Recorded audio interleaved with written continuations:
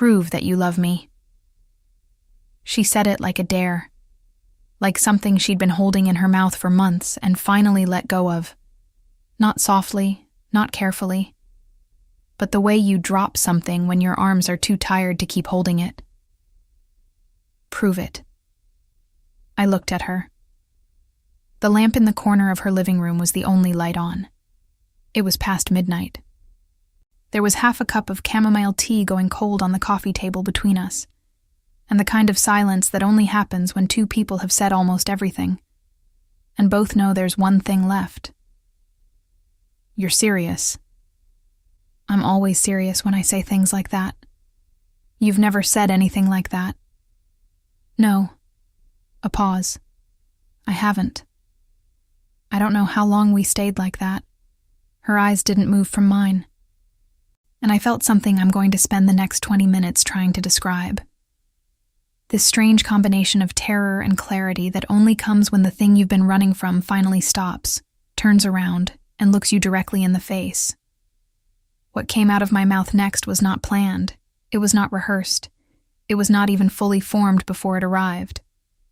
"Okay." She blinked. "Okay," I said again, and then I reached into the pocket of my jacket.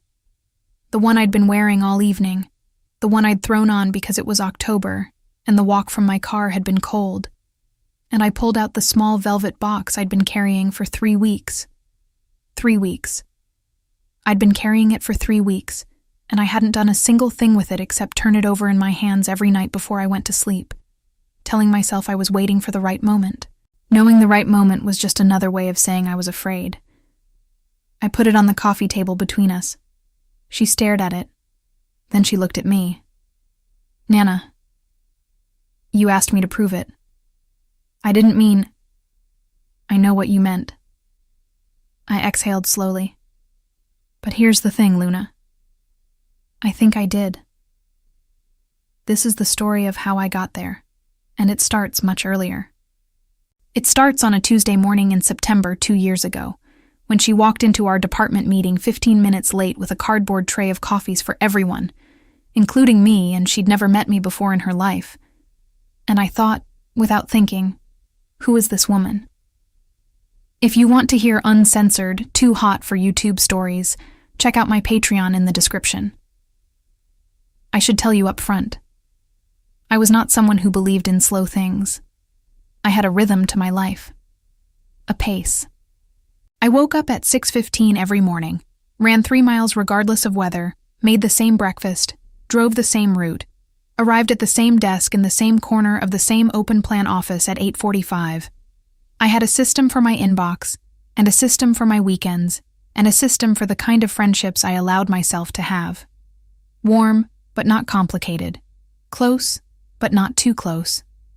The kind that fit cleanly into the edges of a life that was already full. I was 31. I had a good apartment, a good job, a good head on my shoulders. My mom's words, not mine, but I'd accepted them as a kind of identity. Nana is sensible. Nana is reliable. Nana always knows what to do. I didn't know what to do with Luna from the very beginning. She came into our office in September as a new senior strategist. Our firm did communications work, brand narratives, campaign strategy, crisis management for companies that needed a very specific kind of storytelling. I'd been there for 4 years. I knew everyone.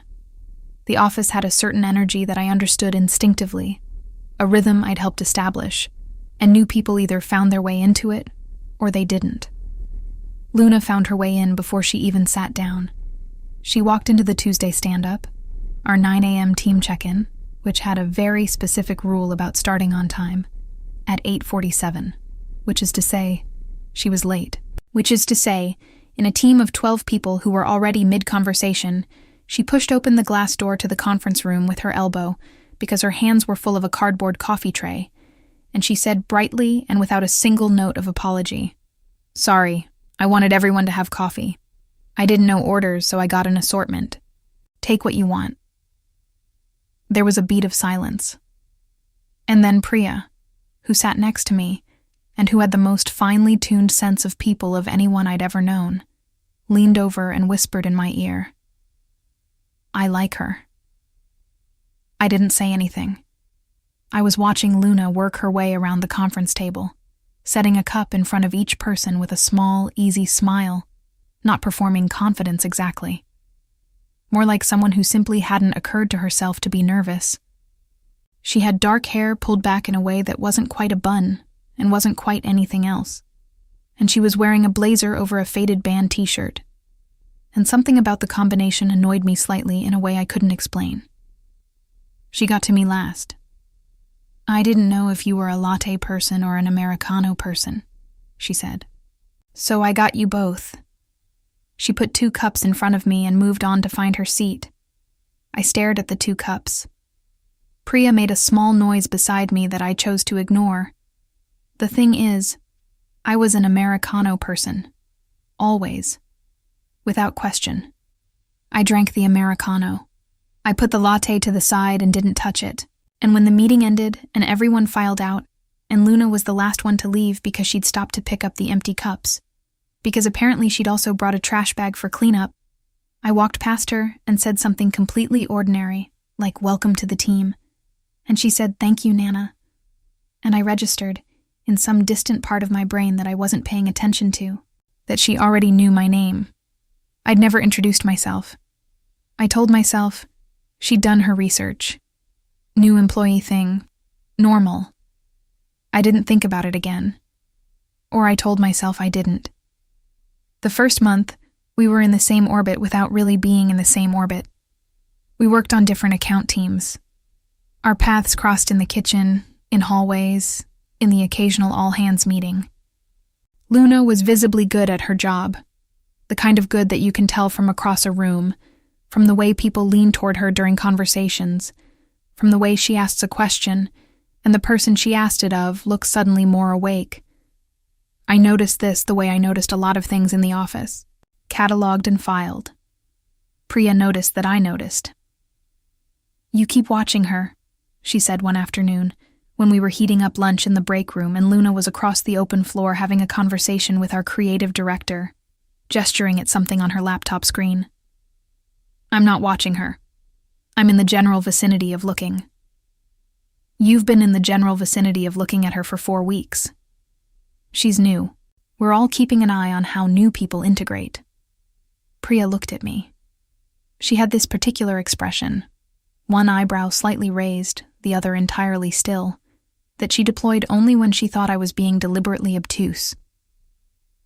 "You brought your lunch today," she said. "Yes." "You said you were going to go out because you needed air." "I changed my mind." "You changed your mind after Luna said she was going to heat up leftovers."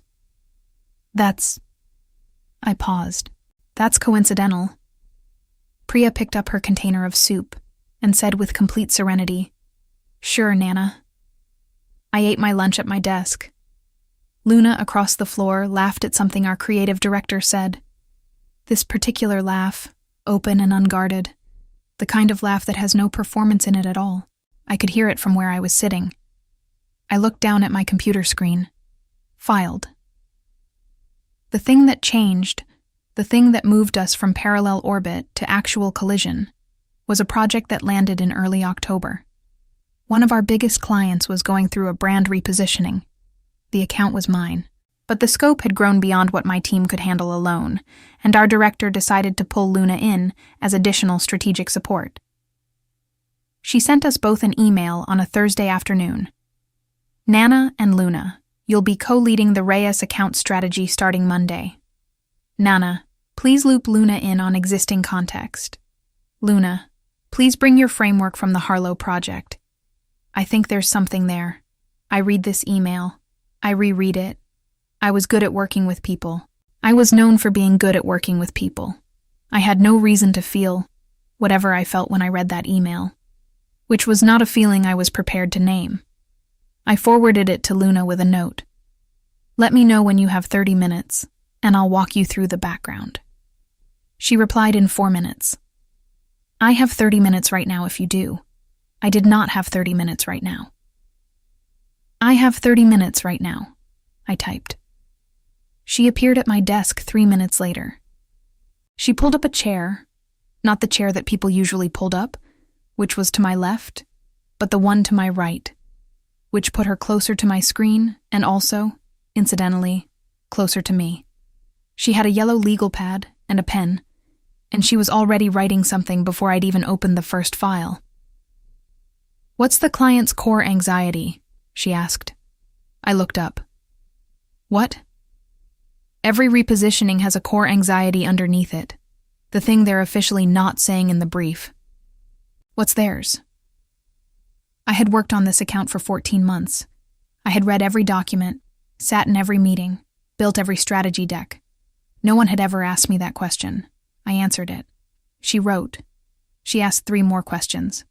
She wrote more, and then she started talking. And the thing she said next was the most specific and useful piece of strategic framing I had heard anyone offer about this account in over a year. I stared at her. "What?" she said. "Nothing." I turned back to my screen. "That's good. That's really good. You sound surprised." "I'm not surprised." She tilted her head. Something in the corner of her mouth moved. "Okay," she said. Like she didn't believe me but wasn't going to argue about it. We worked for 2 hours. When she left, I sat at my desk for a moment and realized I had not thought about anything else for the entire time she was there. Not my inbox. Not the other things on my to-do list. Not the low-grade hum of ambient distraction that was the normal background of my working brain. Just the problem. And her. I closed my laptop. I was not going to make something out of nothing. Luna was a colleague. A talented one. This was a professional relationship, and professional relationships were the kind I understood. The kind that had clear edges and predictable parameters, and didn't ask anything of you that you hadn't already agreed to give. This was fine. This was completely fine. October into November. That's the duration of the Reyes project. 6 weeks. And I'm going to tell you that those 6 weeks were the most productive I'd had in 2 years. Because that's true. I'm also going to tell you that they were the most disorienting, because that's also true. And because those 2 things happened at the same time. And because it took me embarrassingly long to understand that they were related. We had a standing work session every Tuesday and Thursday. 2 hours, either at my desk or hers, sometimes in one of the small conference rooms when we needed a whiteboard. The first few were professional and efficient. They had an agenda. I ran them the way I ran every meeting, with a clear objective, a time structure, a list of things that needed to be resolved. Somewhere around the 3rd week, they stopped having agendas. It happened gradually, the way that things that matter tend to happen. Not in a single dramatic moment, but in small accumulations. One Tuesday she arrived with 2 coffees, an Americano for me, something with oat milk for herself, without my asking, and set mine on the desk before she sat down. And the ease of that gesture, the fact that she'd remembered what I drank without my ever telling her, sat in my chest in a way I didn't fully examine. We solved a complex client problem that day. I remember that we were both leaning over the same document on my screen, talking at the same time, and then stopping to let the other finish, and then continuing. And at one point, she said something that was exactly what I'd been about to say, word for word, structurally identical. And we both paused, and she looked at me, and she was smiling. "That's a little unnerving," I said. "Efficient," she said. "I prefer efficient." I looked back at the screen. "Sure."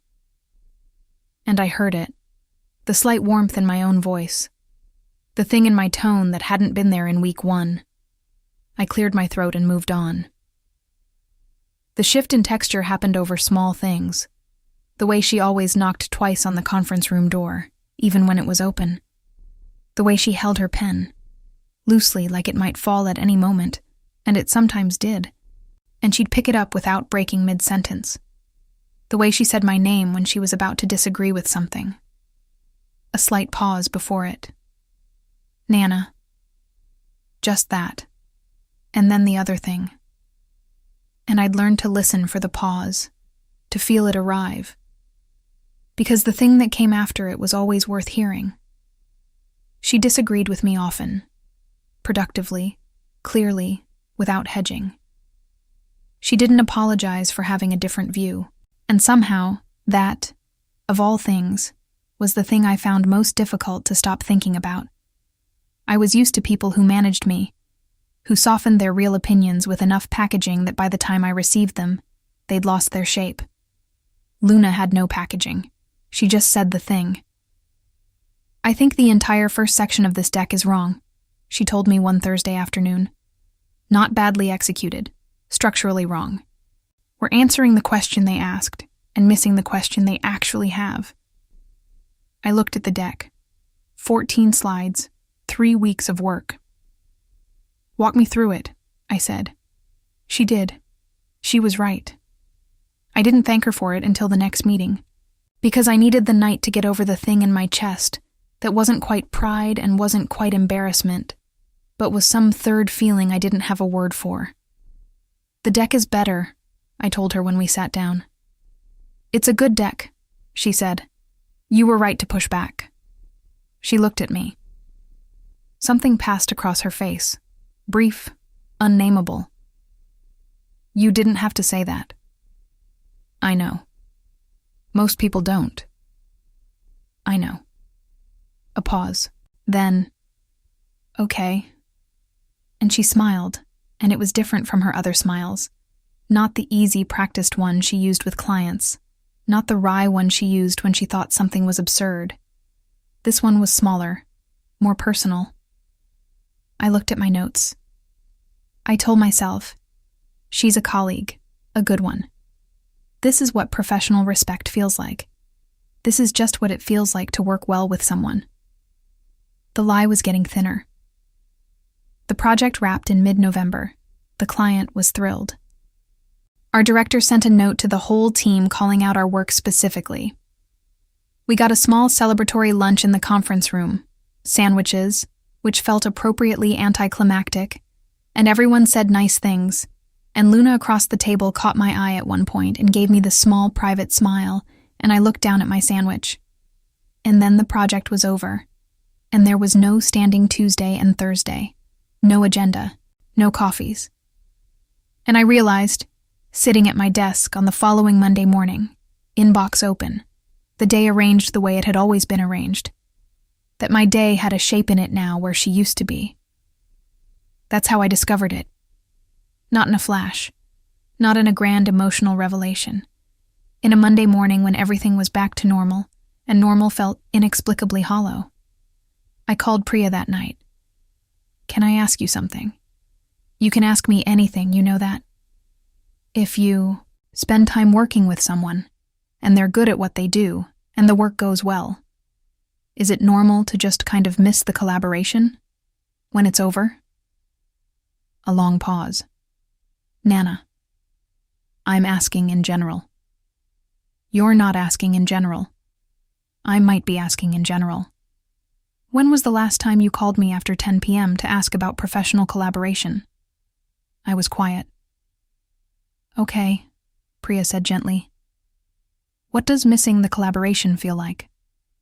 Like the day doesn't have somewhere to go." Another long pause. "Okay," she said again. But it meant something different this time.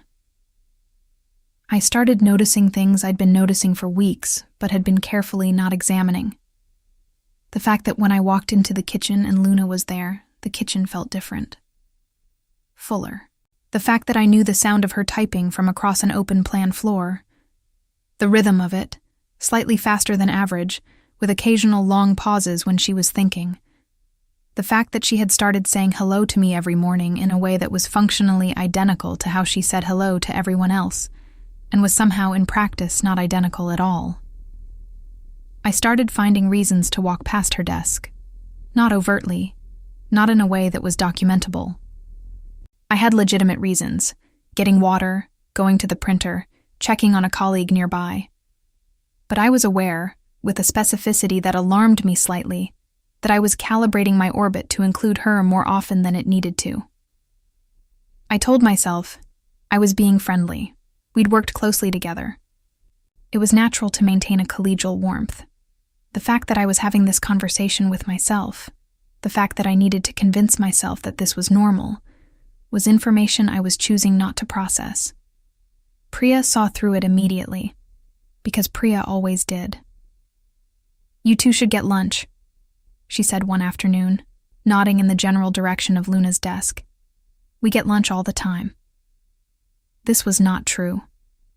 We got lunch approximately twice in the past 3 weeks, which for two people who had previously had 4 hours of scheduled time together per week was a notable reduction. "You could get lunch today," Priya said. "I have a call. It ends at 12:15. I have things after." Priya gave me the single eyebrow look. "I'm buying my own lunch," I said. "I know," she said pleasantly. I bought my own lunch. I ate it at my desk, and from across the floor, Luna was on a call, and she had a habit of pressing her thumbnail against her lower lip when she was listening to something complicated, and I was not watching that. I was eating my lunch. The lie was not just thin anymore. It had holes in it. December was the month I convinced myself I had it handled. This is maybe the most embarrassing part of the story. Not because I failed completely, but because I was so sure I was succeeding. I had a strategy. I had a plan. The plan was, maintain normal professional distance, be warm but not warmer than necessary, allow the feelings to exist in the abstract rather than in the concrete, and eventually they would metabolize. That's what happened with things like this. They metabolized. I believed this with the focused conviction of someone who needed very badly to believe it. What I hadn't accounted for was the office holiday party. The party was a Friday in mid-December at a rooftop bar in Midtown. Exposed brick, fairy lights, the skyline behind everything. The kind of venue that puts the city in the background at the right angle to make even a work event feel like something more than it is. I had been to 3 of these in my time at the firm. I had a system for them, too. Arrive 30 minutes in, talk to 6 to 8 people, position myself near the door for easy exit strategy, leave by 9:30. I arrived. I talked. I positioned. Luna arrived 40 minutes after I did. In a green dress I don't need to describe in detail except to say that it was the first time I'd seen her in anything other than a work context, and that there is a specific quality to seeing someone you know in a completely different context. A visual recalibration that I was unprepared for. She came in with Priya, who'd apparently picked her up on the way. Priya spotted me immediately and waved. Luna turned, found me across the room, and waved too. Simpler. Just a lift of one hand, eyes on mine. I lifted my drink. I would leave by 9:15, I decided. I did not leave by 9:15. What happened instead was that Priya, with the precise social engineering that she deployed without anyone ever quite seeing her do it, spent the first 40 minutes of the party slowly orchestrating a situation in which everyone else drifted away, and Luna and I ended up at a corner of the rooftop with the skyline on one side and a small heater on the other, and nothing in particular to do except talk. "I think we've been managed," Luna said, watching Priya move away toward the bar. "Priya has never managed anything in her life. She's an innocent bystander who happens to always be nearby." Luna looked out at the city. The lights were doing the thing they do in December. Warmer and more indistinct, like everything is slightly softened. "It's a good view." "It is. Do you ever forget that you live here?" I looked at her. "What do you mean?" "That the city looks like this. That you can see it like this." She gestured vaguely at the skyline. "I grew up in Vermont. The first year I lived in New York, I used to go up on my roof every Sunday just to look at it. And then at some point I stopped. And I don't know exactly when." "You move at the speed of wherever you are," I said. She turned to look at me. The fairy lights were behind her, and she had a specific quality of stillness in that moment that I can still see clearly, 3 years later. when I close my eyes. That's exactly it, she said. How do you move at a different speed? On purpose? I think you stop deciding what things should look like, I said. And you just look at them. A pause. Is that what you do? I held her gaze for 2 seconds longer than I needed to. Sometimes, I said. And then I looked back at the city, because there was something in the way she was looking at me that I couldn't hold without going somewhere I wasn't ready to go. We stayed on that corner of the rooftop for another hour and 15 minutes. I left at 10:47. My system, completely abandoned. January was worse. Not worse in any dramatic sense.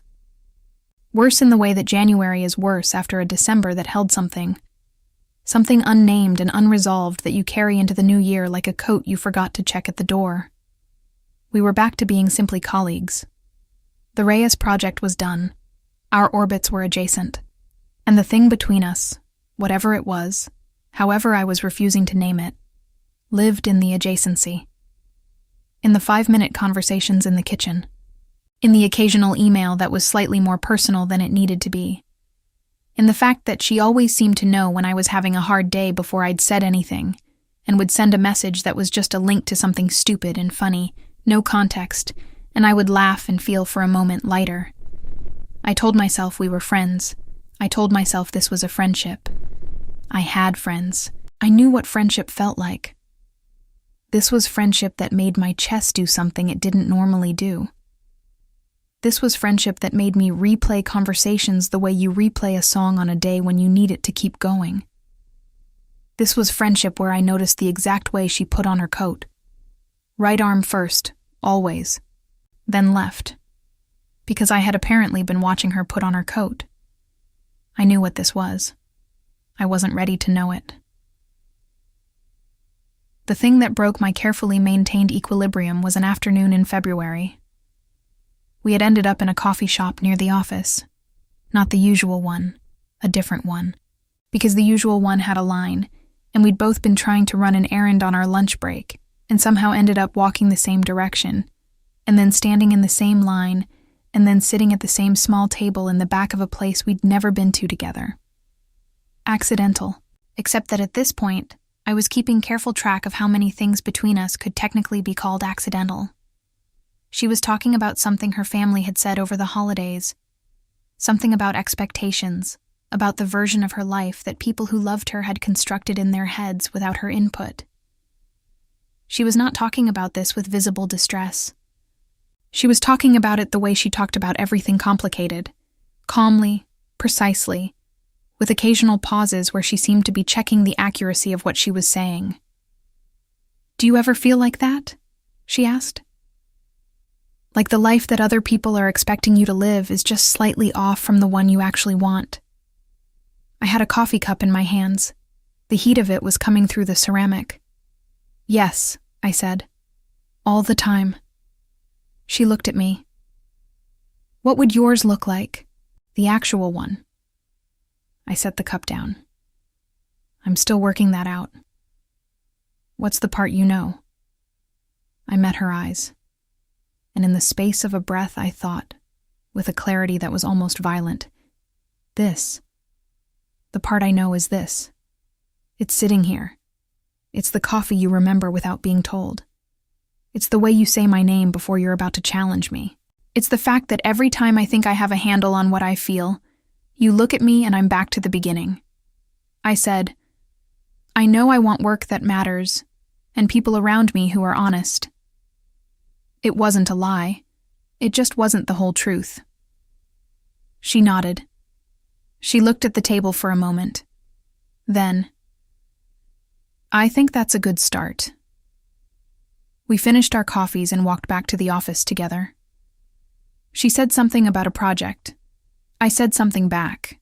We were normal, functional, professional colleagues having a normal interaction.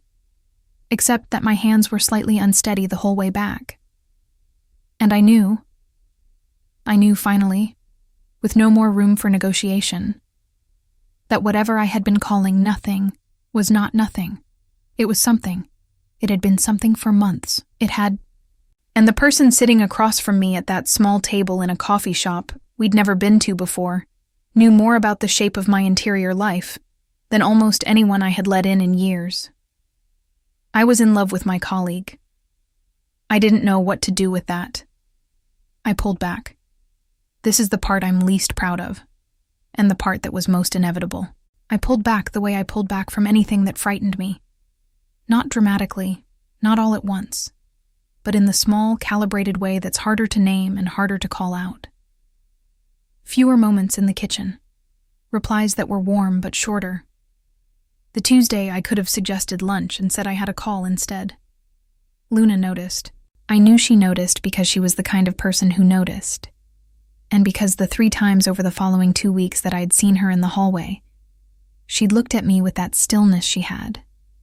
That quality of simply receiving information, in a way that was not quite a question, but was definitely not nothing. I was managing it. That was what I told myself. I was managing the situation by reducing the temperature, creating appropriate distance, letting the feeling exist without feeding it. What I was actually doing was making myself miserable. And then Priya had dinner with me. She came to my apartment on a Saturday in March with wine and a kind of quiet resolve that I recognized from the times she'd shown up when things were hard. We made pasta. We ate it on my couch. We talked about other things, her sister's new apartment, a project at work, a book one of us was reading. And I thought maybe she wasn't going to say anything. And then she said, "Can I tell you what I see from the outside?" I set my fork down. "I see someone," she said carefully, "who has found a person that makes her more herself, who makes her funnier and sharper and more awake. And I see that person deciding that the safest thing to do is to step back from that. And I think you're wrong about it being safe." I was quiet for a long moment. "It's not that simple," I said. "I know. There are 100 reasons. I know there are. She might not. Nana," she looked at me, "you've been having the conversation with yourself for 4 months. How is it going?" I looked at my pasta. "It's not going great," I admitted. She nodded. She didn't say anything else about it. We finished dinner. She left, and I stood in my kitchen afterward, doing dishes, thinking about the sound of Luna's laugh and the specific weight of a Monday morning when the day doesn't have anywhere to go. I was not managing anything. I was hiding. And the thing about hiding is that eventually the space you're hiding in gets smaller and smaller, until it's not protection anymore. It's just a cage you built yourself and decided to call a strategy. But before we continue, if you've made it this far, I think you know exactly what this feeling is, the one that Nana's been carrying, the one that's too big to name out loud and too real to ignore. You've felt something like this. Maybe you are feeling it right now. So do me a favor and hit the like button. It takes 2 seconds and it means everything for this channel to keep bringing you stories like this one. And if you're not subscribed yet, subscribe right now and ring the bell, so you never miss a new story when it comes out. Now here's what I want you to tell me in the comments.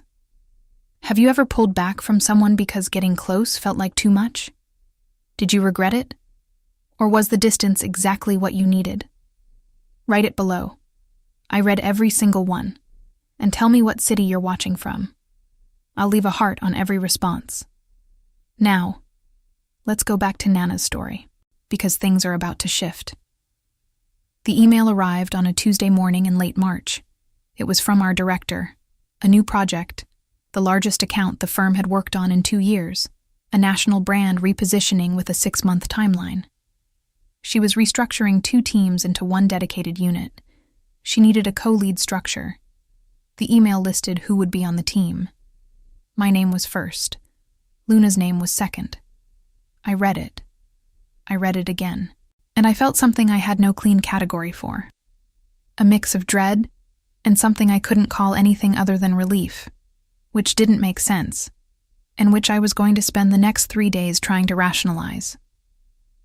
Luna sent me a message that afternoon. Just, Looks like we're doing this again. I stared at my screen for 4 minutes.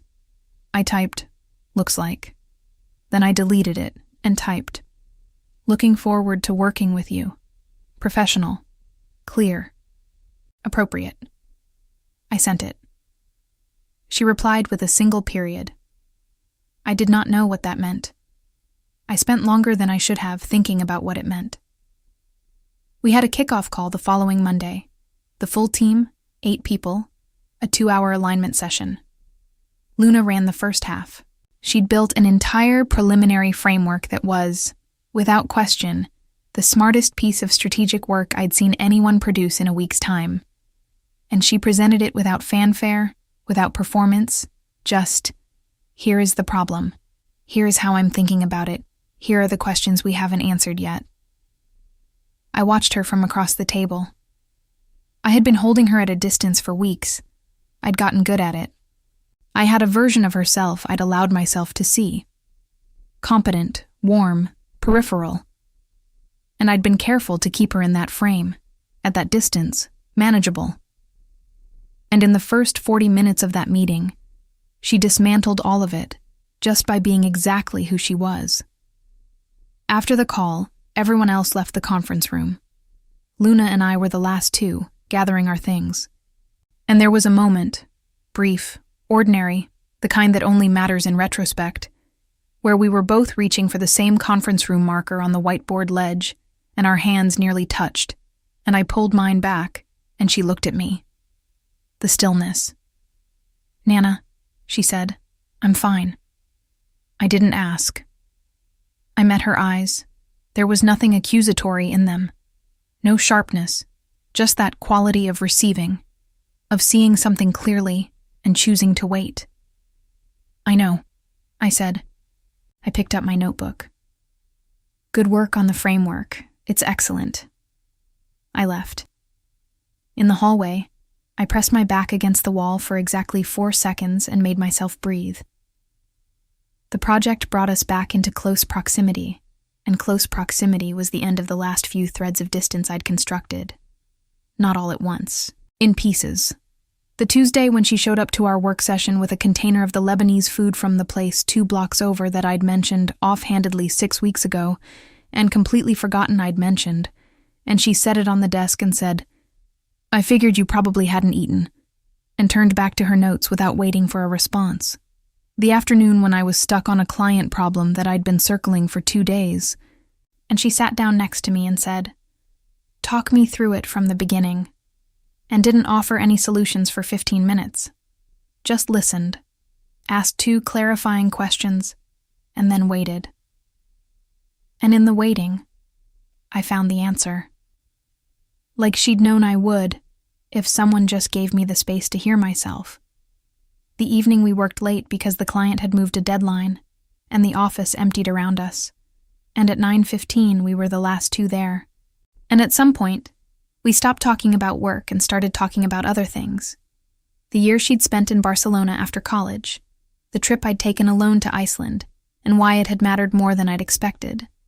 The way that both of us had gotten very good at building lives that looked exactly right from the outside.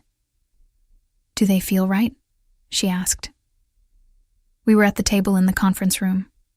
The lights were mostly off. The city outside the window was all glass and cold light. They feel like they fit, I said carefully. That's not the same thing. I didn't answer right away. No, I said finally. It's not. She was watching me. I knew if I looked up I would find her watching me. I kept my eyes on the table. I think I've been making choices, I said slowly, that are really good at looking like choices. But underneath them there's just fear, dressed up as practicality. A pause. What are you afraid of? She asked. I finally looked up. She was exactly as I knew she'd be. Still, patient, entirely present. The way she had always been, since the first Tuesday she walked in late with coffees and put 2 cups on my desk, because she didn't know which one I'd want. She had been paying attention from the beginning. I think I knew that. I think I had known it for months, and had spent months not knowing what to do with it. "I'm afraid," I said, "of wanting something that changes everything. Because once you want it, you can't pretend anymore, and pretending is very comfortable." She was quiet for a moment. Then, "I know." Just that, "I know." And in those two words was something that pressed on my chest like a hand. Gentle, firm, completely unmistakable. She knew because she had been there. She knew because she had been in the room with me for months, paying attention, waiting, holding the things she knew with more patience than I had any right to ask of her. I understood in that moment that she wasn't waiting anymore, that there was a limit to how long anyone could wait in a room where the other person refused to acknowledge that something was happening. I drove home that night in silence. Sitting in traffic on the bridge, I thought about what it would cost to keep going like this. The shape of it. The year that would follow this one, and the year after that. In a life that fit but didn't feel. Choices that looked like choices but were built on fear. And I thought about the year I could have instead. The one where I stopped negotiating with myself. I was not certain about everything. I was not going to be certain about everything. But I was certain about her. I had been certain for months, in the way you're certain about things you've been refusing to say out loud. Not because you don't know, but because saying it makes it real. I drove home. I took out the velvet box from the drawer where I'd put it 6 weeks ago. I looked at it for a long time, and 3 weeks later it was October. Actually, no, I need to correct myself. I need to go back to the beginning of where I started this story, because that's where everything that I've just told you lands. It's a Friday night. Her apartment. Chamomile tea going cold. Lamp in the corner. The city outside her window making its low, constant sound. I had come over with a bottle of wine, and what I had told myself was a casual intent to just be in the same place as her. To test whether the warmth I'd been feeling in her direction was something that existed in both directions, or only inside my own head. We had talked for 3 hours, about the project, and then not about the project. About her family, and then about mine. About what we'd each wanted to be before we became what we became, and the point at which wanting and becoming had diverged, and what we'd done in that gap. And at some point, somewhere around midnight, she looked at me with the particular stillness she had, and she said, "Prove that you love me." Not as a question, not tentatively. She said it the way she said things that mattered, directly, without wrapping them in anything, trusting that the other person could receive them without the packaging. She had known. For how long? I don't know. Since October and the rooftop, since February and the coffee shop. Since the first Tuesday morning when she put 2 cups on my desk because she wasn't sure which one I'd want, and I reached for the Americano, and she'd noted it without saying anything. She had known, and she had waited, and now she was done waiting. Prove it. And I had the velvet box in my pocket. I had been carrying it for 3 weeks. I put it on the coffee table between us. She stared at the box. I did not move. I was very still the way I get when something big is happening, and I need every part of my attention to be in the room. "Nana," she said, "you asked me to prove it." "I didn't mean—" She stopped, looked at me. "You've been carrying that. 3 weeks. 3 weeks. Something moved across her face. Not the controlled reception I was used to from her, something rawer.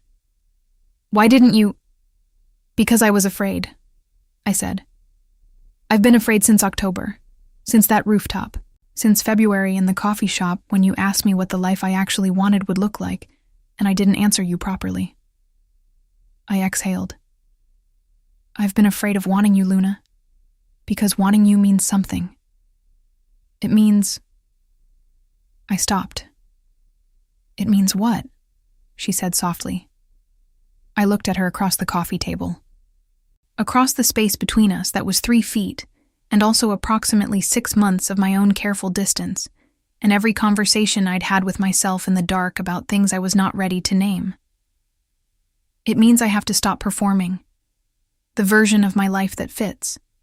The version of me that knows what she wants and has a system for it and doesn't need anyone to... I heard my voice change, and I kept going. I'm 31 years old, and I have a very good apartment and a very good career, and I am so good at having it together that sometimes I forget I don't have this. I don't have someone who knows which coffee I take without me telling her. I don't have someone who shows up to a work call with food because she figured I probably hadn't eaten. I don't have someone who listens to me think out loud and doesn't offer solutions until I've found my own. Luna was very still. I have systems, I said. I don't have... The word wouldn't come out easily. I made myself say it. I don't have you. The lamp in the corner made the room warm and small. Outside, the city did its constant, indifferent thing.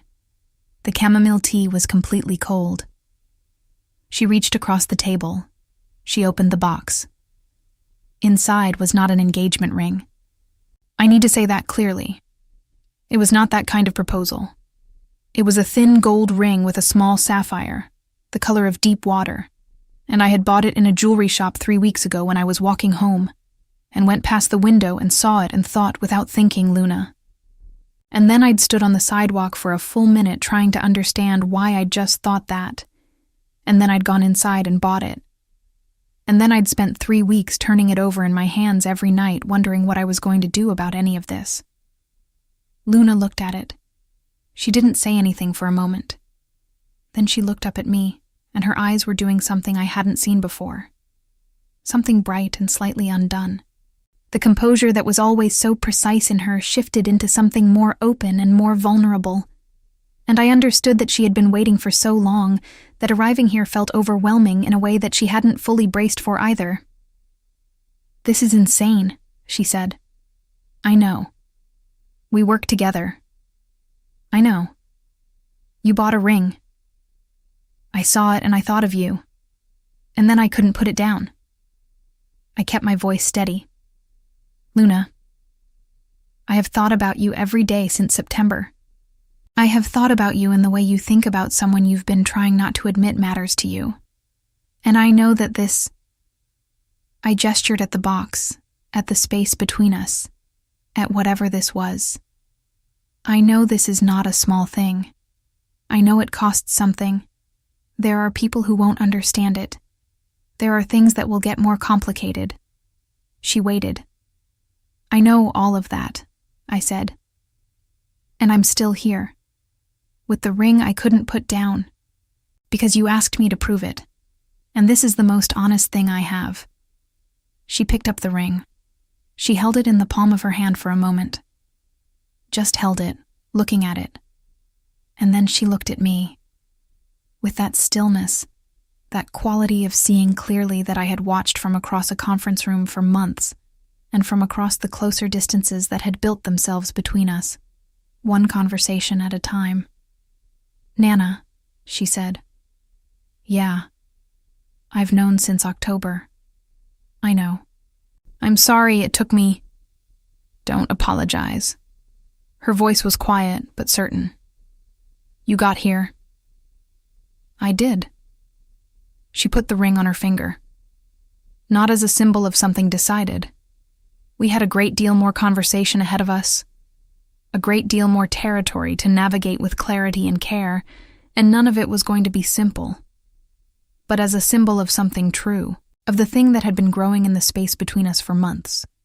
In all the silences, and the coffees remembered and the nights worked late, and the conversations that somehow always got to the real thing underneath the surface thing. She put the ring on her finger and looked at her hand. And then she looked at me. "I'm going to need you to be very honest with me," she said. "About all of it. About the hard parts. Not just the good parts. I know. I don't do well with people who go quiet when things get difficult. I know that about you. I'm serious. Luna." I held her gaze. "I've been terrible at this. I've been afraid, and I've been slow, and I have pulled back more times than I should have. And I am going to do that again at some point, in some form, because that's who I am right now. But I am also sitting here telling you the most honest thing I've ever told anyone. She waited. I choose this, I said. I choose not knowing everything that comes next. I choose complicated and honest and real. I choose... My voice caught. I let it. I choose you, even though it costs something, especially because it costs something. Because the things that cost you something are the only ones that are real. She looked at me for a long time. Then she got up from her side of the coffee table and came around it and sat down next to me on the couch. Close. The way she'd sat at my desk the first day we'd worked together, in the chair that was slightly closer than the usual one. And she didn't say anything. She just sat there, her shoulder against mine, and looked at the ring on her hand. I looked at it too. The city outside kept going. The lamp kept the room warm. The tea was cold, and neither of us thought about warming it up. Okay, Luna said finally. Just that. Okay.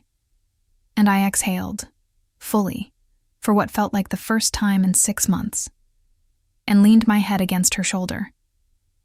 I want to tell you what it cost, because you asked me to be honest, and this story wouldn't be honest without it. I told Priya first. She cried, which she would absolutely deny, and then she said finally, with a specificity that suggested she had been waiting for this moment for longer than I had been aware of. That part was easy. My mother was harder. Not because she is a cruel person. She is the opposite of a cruel person. She is someone who loves me with a completeness that has sometimes felt like a weight. But she had a version of my life in her head. A version with particular shapes in it.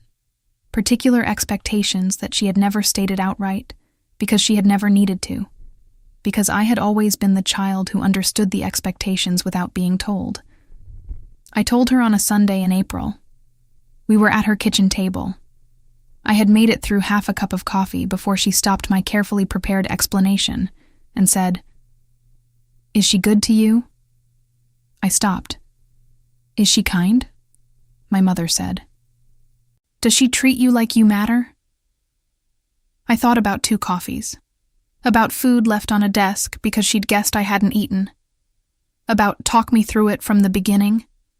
And 15 minutes of listening without solutions, and the answer finding itself in the waiting. "Yes," I said. "She's very good to me." My mother was quiet for a moment. "Then I'll need to meet her," she said. "That's all." It was not the whole story. There were harder conversations with other people, conversations that took longer and cost more and left some things unresolved in ways that still sit with me. The shape of a life changes when you stop arranging it around what it's supposed to look like, and the changing is not always graceful. But this is what I know. The things I let go of were real things. Some of them mattered. I'm not going to tell you they didn't, and what I have instead is also real. More real than anything I'd built inside a system. More real than comfort that fits but doesn't feel. Luna is sitting across from me right now in a coffee shop 3 blocks from our office. The new office, the one we moved into after we finally told our director, and she blinked and said, "Oh, I know. I've known for months. Please just make sure the project work doesn't suffer." And she is frowning at her laptop in the way she does when she disagrees with something she's reading, and in a moment she will look up and say something precise and probably right, and I will probably push back, and we will work our way through it together. The ring is on her finger. Mine is on mine. We don't have everything figured out. We probably won't for a long time, but we are honest with each other in a way I have not been honest with anyone before. Not with myself. Not with the people who loved me. Not with the version of my life I spent years curating into something that looked exactly right. I chose this. I would choose it again tomorrow. And the day after that. I finally stopped choosing the version of my life that looked right and started choosing the one that felt true. It wasn't perfect. It wasn't simple. But it was mine. Actually, completely, without performance. And sometimes the greatest courage isn't a single dramatic moment. Sometimes it's just putting the ring on the table and saying, "This is the most honest thing I have." If this story reached something in you, if you've ever been Nana, carrying something heavy in your pocket and telling yourself you were waiting for the right moment, write brave in the comments. That's how I know you made it all the way here with me. And if you want more stories like this one, stories about the real thing, the complicated thing, the thing that costs something and matters because of it, click on the video appearing on your screen right now. There's another one waiting for you. Thank you for being here. Take care of yourself. And don't wait too long. If you want to hear uncensored, too hot for YouTube stories, check out my Patreon in the description.